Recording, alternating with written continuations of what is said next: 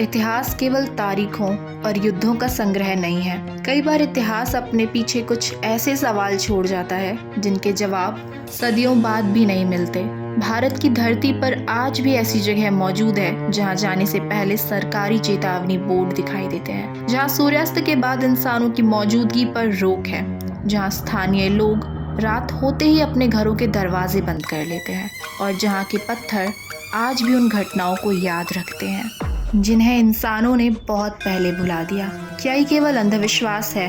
क्या ये सिर्फ लोक कथाएं हैं? या फिर इतिहास के इन खंडहरों में वास्तव में कुछ ऐसा छिपा है जिसे आधुनिक विज्ञान अब तक समझ नहीं पाया है? आज हम भारत की ऐसी 4 ऐतिहासिक स्थलों की यात्रा पर निकलेंगे जहां इतिहास खत्म होता है और रहस्य शुरू होता है। जब रात की आखिरी ट्रेन इस सुरंग को पार करती है तो कुछ रेलवे कर्मचारी दावा करते हैं कि उन्हें कभी कभी ऐसा महसूस होता है जैसे उनके पीछे कोई चल रहा हो, लेकिन जब वे मुड़ के देखते हैं तो वहाँ कोई नहीं होता। कुछ लोगों ने सुरंग के भीतर एक अंग्रेज अधिकारी जैसी आकृति देखने का दावा किया है। क्या ये केवल कल्पना है या फिर कर्नल बड़ौक की अधूरी गणनाओं के साथ उनकी अधूरी कहानी भी इसी सुरंग में कैद हो गई है?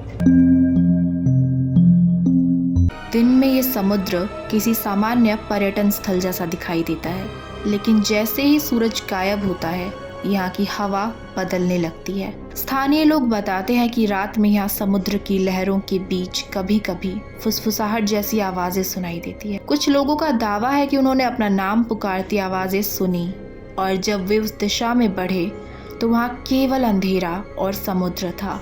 इन दावों की पुष्टि विज्ञान नहीं करता, लेकिन इन कहानियों ने डूमस के इतिहास को और भी रहस्यमयी बना दिया है।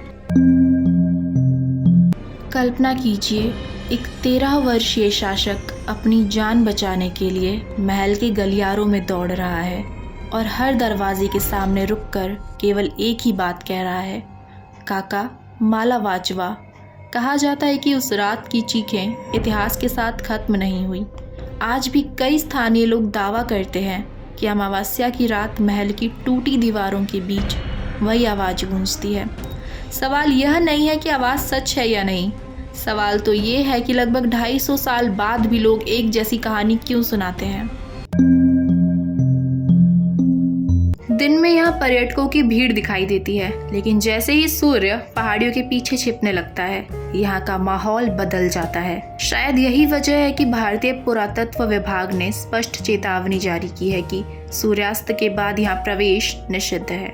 ध्यान देने वाली बात यह है कि भारत के अधिकांश ऐतिहासिक स्मारकों में ऐसी चेतावनी नहीं मिलती। तो आखिर भानगढ़ में ऐसा क्या अलग है? क्या यह केवल सुरक्षा कारणों से लगाया गया नियम है या फिर इसके पीछे कोई ऐसा इतिहास छिपा है जिसे हम अभी तक नहीं समझ पाए हैं?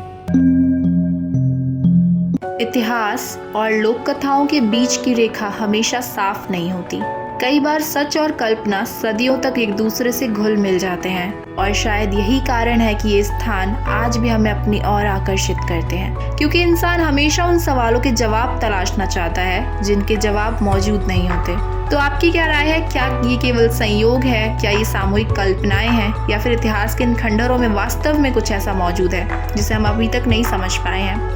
अपनी राय कमेंट्स में ज़रूर दें और ऐसी ही और इंटरेस्टिंग वीडियोस के लिए चैनल को सब्सक्राइब करके वीडियो को लाइक करना ना भूलें। तो मिलते हैं अगली वीडियो में।